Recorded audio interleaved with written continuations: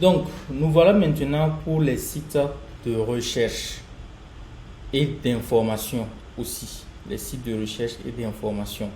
Donc, généralement, principalement, ce qu'on parle pour rechercher au niveau de ces sites, c'est quand on entend parler d'une crypto et qu'on n'a pas les informations dessus. Quand on entend parler d'une crypto et qu'on ne sait pas où est-ce que, sur quelle plateforme d'échange on peut aller l'acheter. Quand on entend parler d'une crypto également et qu'on veut savoir qui se trouve derrière, quel est le projet qui se trouve derrière, quel est son white paper.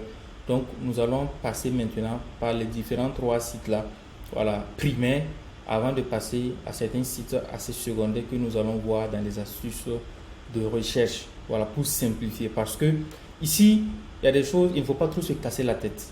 Voilà, il ne faut pas trop se casser la tête. À un moment donné, dans ma quête de recherche, il y a des choses que je me cassais la tête, je me cassais la tête pour faire, alors qu'il y avait des moyens assez simples et basiques pour faire ces recherches. Parce que s'il y a déjà des personnes qui ont déjà fait ça, ou bien des structures qui ont déjà fait certaines recherches et mis ça sur le marché, donc c'est à toi maintenant d'aller consulter cela et après maintenant pouvoir tirer ta propre conclusion et faire également quelques petites recherches encore pour ajouter, notamment au niveau des tokenomics et également sur la véracité du projet avant de t'y intéresser. Voilà. Donc, mais de façon principale, nous allons passer d'abord par le tout premier qui s'appelle CoinGecko. Donc, et ce qu'on va voir sur CoinGecko, c'est la même chose que ce sera sur CoinPaprika, c'est la même chose sur CoinMarketCap. Donc, parce que c'est les mêmes éléments, voilà, qui s'y retrouvent presque. Voilà, c'est le même principe ici que sur l'un et l'autre. Donc, lorsque tu viens maintenant au niveau de CoinGecko, voilà, après on va voir CoinMarketCap. Lorsque tu viens au niveau de CoinGecko, tu vas voir d'abord en haut, ce sont certaines informations qu'on nous donne. Il y a près de 10 800 cryptos, 10 800 projets, 10 800 actifs qui sont listés sur leur plateforme. C'est bon, qui sont listés sur CoinGecko. Donc, au niveau des échangeurs, il compte près de 926 échangeurs. Et la capitalisation du marché, voilà, la capitalisation, c'est l'ensemble de la liquidité qui se trouve dans l'univers crypto. Donc, nous sommes à 1,39 trillion. Donc, ça fait 1390 milliards de dollars et poussière.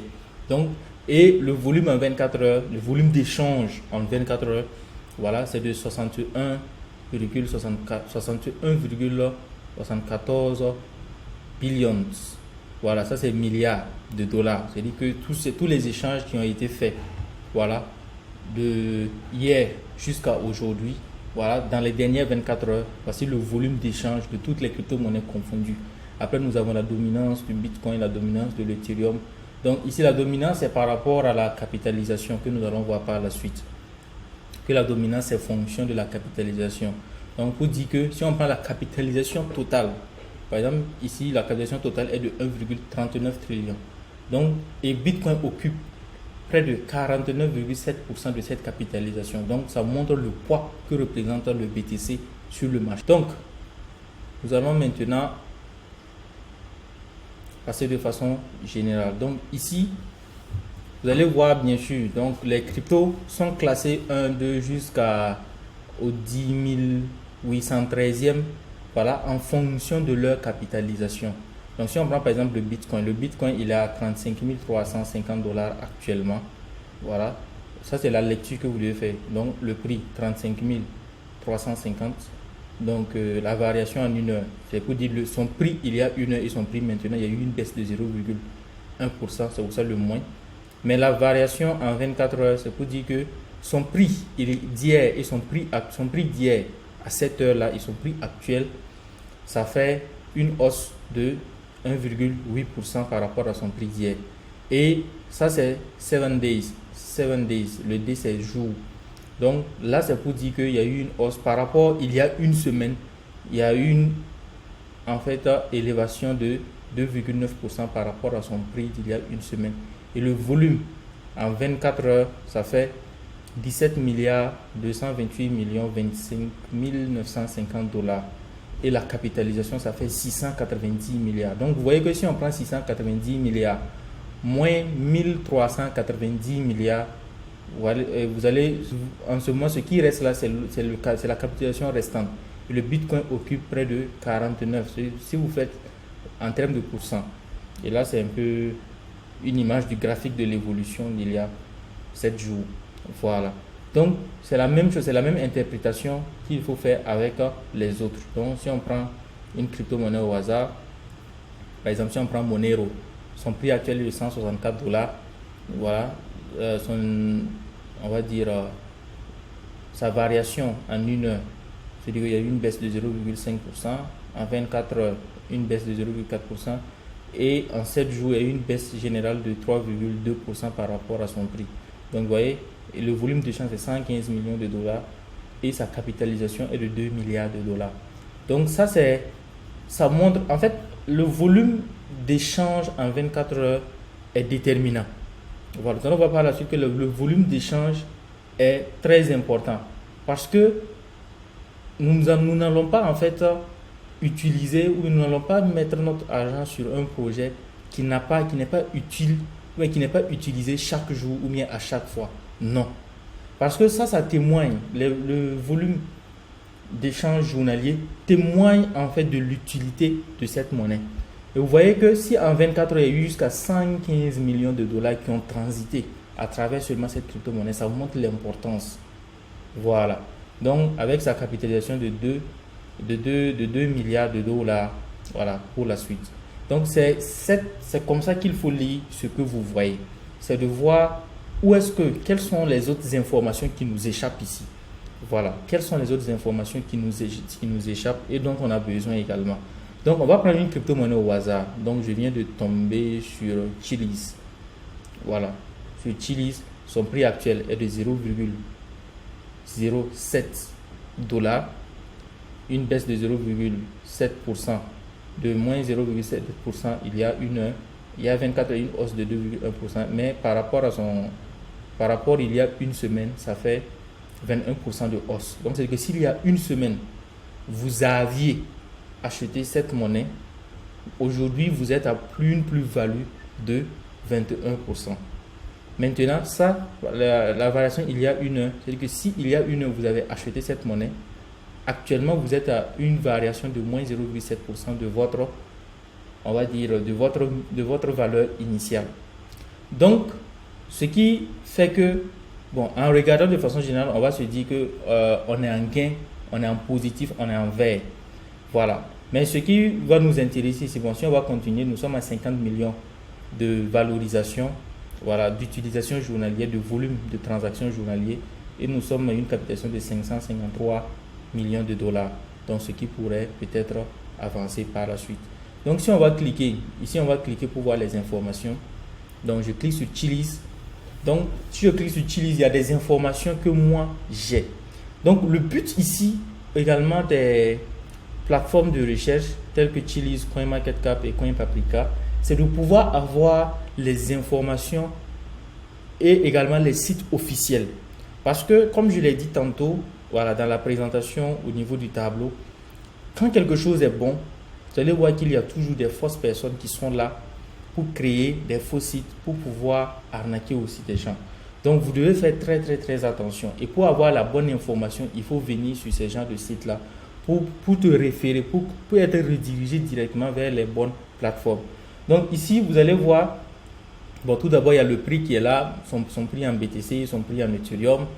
Vous allez voir la capitalisation, le volume, tout ce qu'on a vu dernièrement. Bon, ici, voici un aspect, voilà, c'est Full Diluted Valuation. Donc, vous allez voir là-bas, ça fait 705 millions de dollars. 705 millions de dollars. Ici, ça représente, c'est si toutes les pièces sont en circulation, si toutes les pièces du Chili sont en circulation, voilà, sont sur le marché. Donc, mais nous allons voir que le nombre total de Chiliz est fixé à 8 888 888 888 pièces. Et sur les 8 milliards, nous sommes à près de 600 millions et nous sommes à près de 6 milliards de dollars et 6 milliards de pièces de circulation. C'est bon? Donc, ça veut dire que ce qui est en réserve est environ un truc de 1 milliard 900 et quelques, ou bien 1 milliard 100 et quelques. Donc, et ça, c'est très important. Voilà. Quand nous avons près de la moitié d'une monnaie également qui est en circulation, c'est bon. C'est comme avoir, on va dire par exemple que j'ai 10 motos. Voilà. Mais sur les 10 motos, il n'y a que, si quelqu'un a 10 motos et que sur les 10 motos, il n'y a que 2 motos ou 3 motos qui sont utilisées, ça veut dire que la demande n'est pas aussi élevée que ça. Donc, ça veut dire que la demande n'est pas aussi élevée que ça. Donc, si vous avez deux, imaginons que vous avez deux entreprises ou bien deux personnes sur lesquelles vous devez, on va dire, qui viennent vous demander des fonds, voilà, pour améliorer leur business. Il y a tous les deux, ce sont des gens qui louent par exemple des motos, voilà, en circulation, voilà, pour que les gens viennent louer. Maintenant, il y a un, lui il a 10 motos, tous les deux personnes ont chacun 10 motos. Mais il y a un, lui il a 10 motos. Mais sur ces 10 motos, il n'y a que 2 motos qui sont en circulation, 2 locations par jour. Et l'autre, les mêmes 10 motos, lui il a près de 8 motos chaque jour qui sont en circulation. Donc de façon, on va dire de façon superficielle ou bien de façon générale, on va se dire, bon, on va vraiment, notre instinct va nous diriger vers celui, bien sûr, qui a plus de 8 motos de location par jour, tout simplement parce qu'on trouve que là-bas ça roule. Bon, donc c'est la même chose également au niveau des cryptos. Vous allez voir que plus il y a de la moitié des pièces qui sont en circulation, et il y aura encore moins de dilution de prix. Voilà. Parce qu'en fonction de comment sont libérées les pièces, les prix peuvent être dilués, mais garder toujours la même capitalisation. Donc, pour continuer, donc vous allez voir ici, nous avons les contrats. Voilà, les contrats. Ici, les contrats, c'est tout ce qui rentre en compte avec ce qu'on appelle les tokens. Nous avons vu qu'au niveau des pièces, nous avons ce qu'on appelle les tokens, nous avons ce qu'on appelle les coins. C'est bon? Les coins, c'est toute pièce qui a sa propre blockchain. Et un token, c'est toute pièce, c'est tout actif, en fait, tout crypto actif qui se loge sur la blockchain de notre crypto-monnaie pour pouvoir fonctionner. Parce que c'est la blockchain qui fait la crypto. Voilà.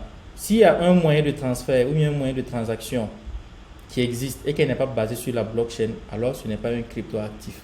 Parce que c'est la blockchain qui donne son sens crypto, en fait, à la crypto, si je peux le dire. Voilà. Sinon, s'il n'est pas adossé à la blockchain, c'est juste un moyen de transaction numérique. Donc, ici, on a ce qu'on appelle les contrats. Donc, le contrat, un smart contract, c'est ce qui lie un token à sa blockchain, voilà, d'habitation. Donc, on va dire que ici, Chiliz est parti se loger sur la blockchain d'Ethereum. Donc, par conséquent, ce qui les lie, comme elle n'a pas sa propre, elle a sa propre blockchain maintenant. Mais avant cela, elle était obligée d'aller se lier à la blockchain de crypto-monnaie. Donc, notamment Ethereum. Donc, et ce qui les lie, c'est quoi? C'est le contrat. Et c'est à travers ce contrat que vous allez pouvoir retrouver Chiliz sur presque tous les portefeuilles décentralisés, notamment sur Trust Wallet ou bien sur MetaMask. Voilà. Donc, au cas où si vous rentrez que vous ne voyez pas, avec le contrat, vous pouvez ajouter le Chiliz dans un portefeuille. Donc, après ça, nous avons les sites officiels, notamment le chiliz.com. Donc, si on clique dessus, nous allons partir sur chiliz.com. Donc, en attendant que ça nous redirige, voilà, ça va nous rediriger. Donc, voici chiliz.com. Voilà. Donc, de là, vous allez comprendre assez de choses. Vous allez pouvoir avoir les bonnes informations. Vous allez voir, il y a Chiliz Chain, leur blockchain que je vous disais. Voilà, ils ont développé leur propre blockchain maintenant. Nous avons socios.com, nous avons Chiliz Exchange, nous avons Chiliz Labs et nous avons donc le projet Chiliz, c'est un projet crypto que l'on va étudier ensemble par la suite. C'est bon? Que l'on va étudier, ça fait partie des projets que l'on va étudier, voilà, par la suite. Et que à mettre également sous vos radars. Voilà. Si on repart, on va voir socios.com. Donc socios.com, c'est la plateforme dédiée, on va dire, à l'utilisation concrète de la solution qu'ils ont faite. Donc, nous avons socios.com qui est là, qui va regrouper, qui met en relation les fans avec leurs différents clubs. Donc, on va voir ça par la suite. Mais, si vous ne passez pas par là et que vous rentrez comme ça, vous partez sur YouTube, vous tapez ou bien vous partez sur Facebook, sur Google, vous tapez seulement Chiliz, vous allez voir qu'il y a peut-être des faux sites, voilà, qu'ils vont vous montrer. Donc là, ici, ça va vous montrer. Après ça, nous avons le white paper. Je dis que le white paper, c'est ce qu'on appelle également en français le livre blanc. Bon, ça c'est traduction littérale. Donc le white paper, c'est là où se trouve le projet de la crypto en question. Voilà. Donc c'est dans le white paper que tout est, on va dire, décrit.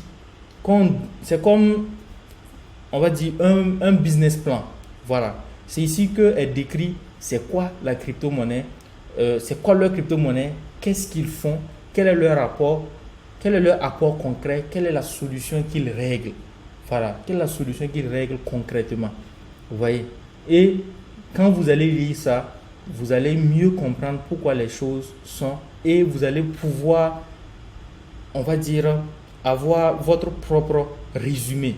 Vous allez pouvoir faire vos propres conclusions pour comprendre et savoir si c'est bon ou bien si c'est pas bon. Donc c'est à l'issue de la rédaction d'un white paper.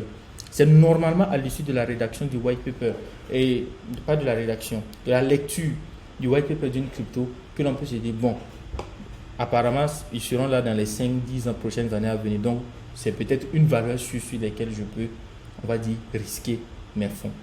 Voilà. Donc ici, on va revenir là-dessus.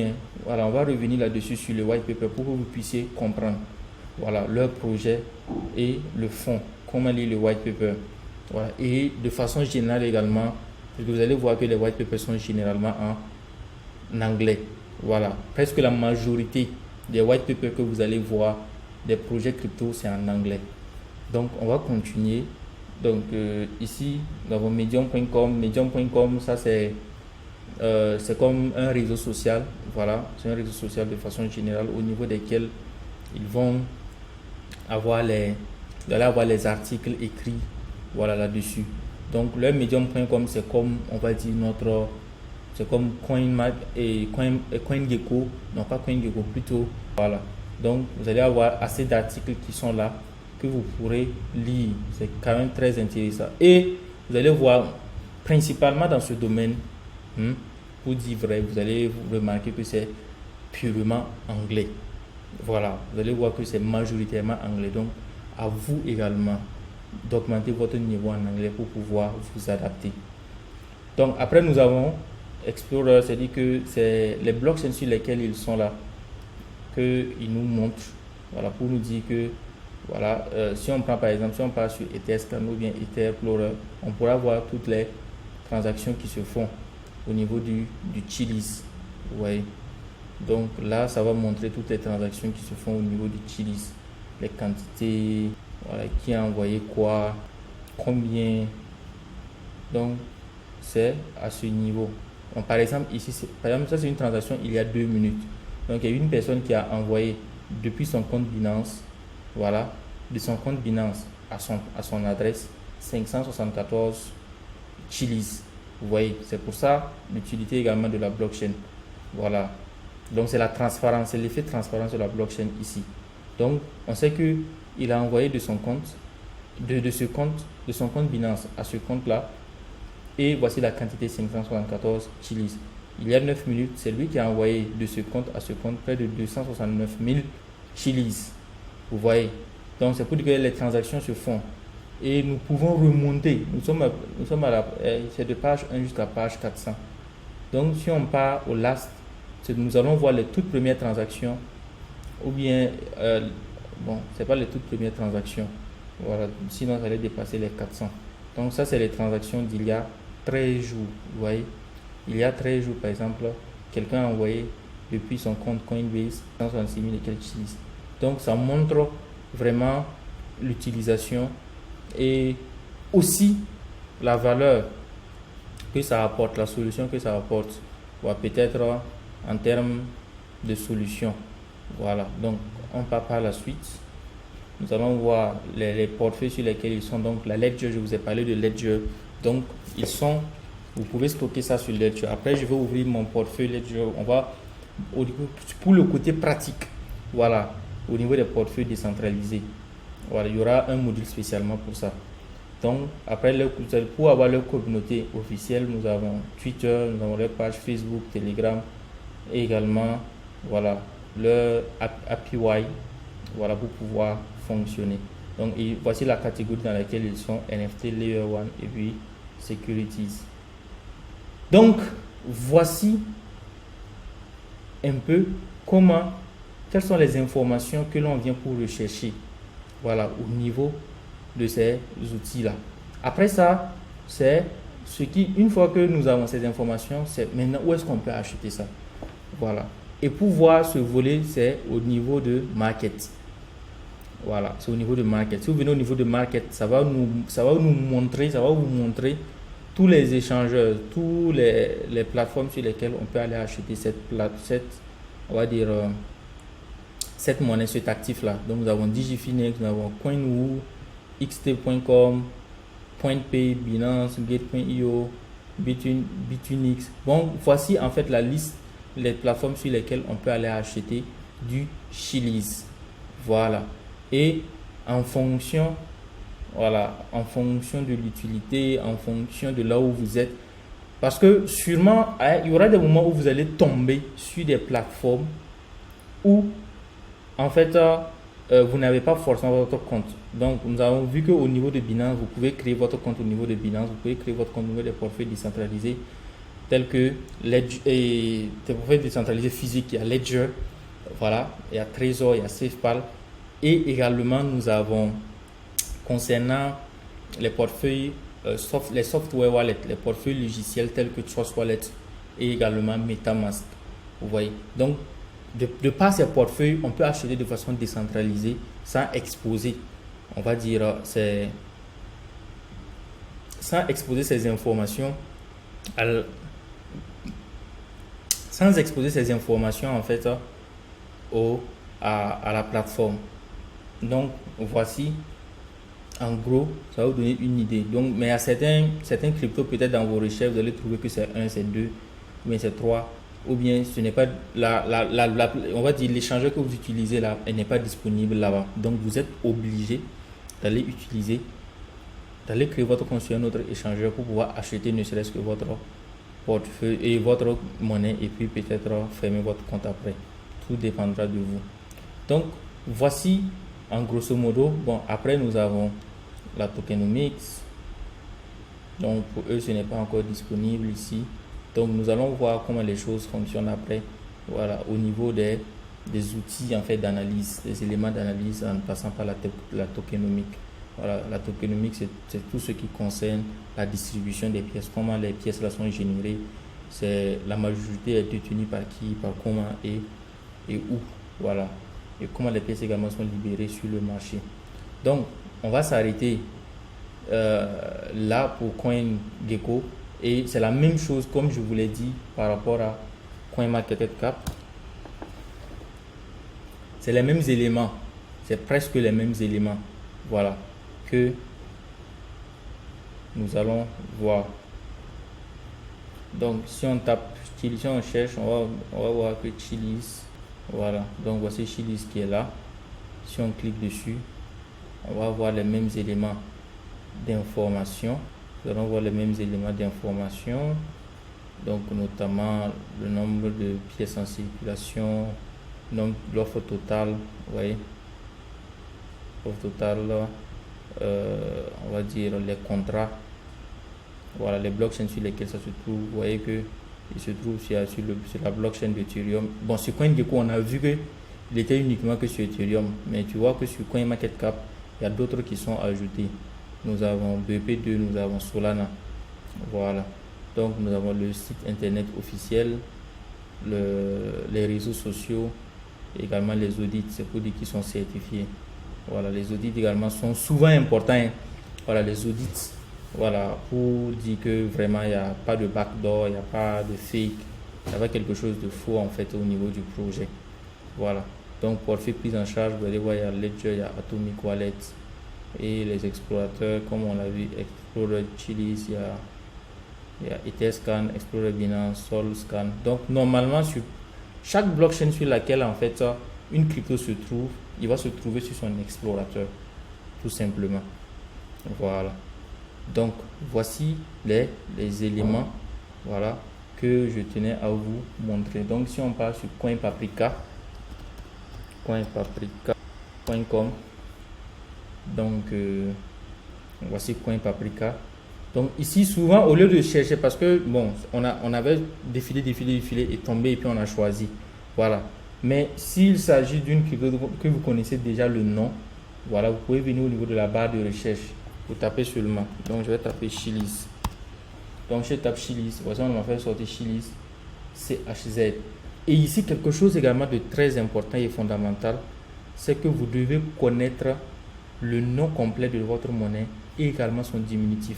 Vous allez voir qu'au niveau des échangeurs et au niveau de ces plateformes-là, on met toujours le nom complet et son diminutif. Voilà. Le nom complet et son diminutif. Donc, vous allez voir par exemple, BitGet Token, c'est BGP. Kava, c'est Kava. Synthétique, c'est SNX. Vous voyez, Sandbox, c'est Sand. Tezos, XTZ. Donc, ce sont des choses que vous devez également faire très attention. Parce que moi, vous pouvez voir dans vos recherches ou bien à la recherche de certaines informations, on va vous dire acheter tel ou tel crypto, ou bien on va dire tel crypto a de la valeur, ou bien pourrait prendre de la valeur. Donc, mais vous ne faites pas attention au nom complet. Donc ici, ce que vous devez faire attention, c'est le nom complet. Vous devez prendre le nom complet plus le diminutif. Voilà. Sinon, vous allez venir taper et puis rien ne va sortir.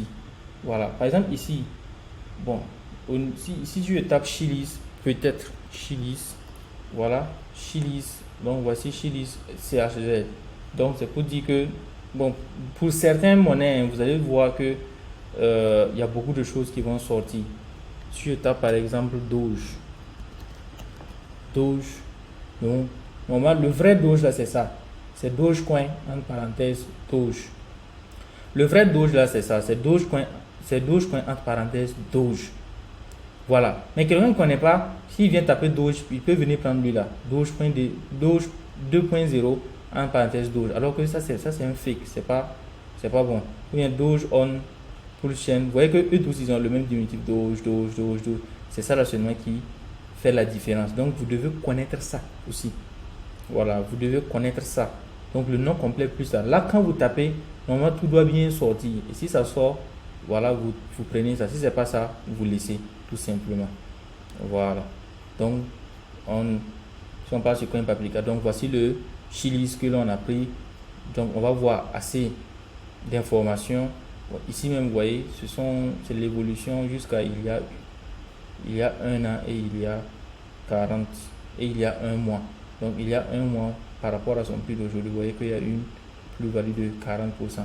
Mais pour ceux qui ont investi depuis l'année passée, ils sont toujours en baisse. Voilà. Donc ici, ça vous permet également de...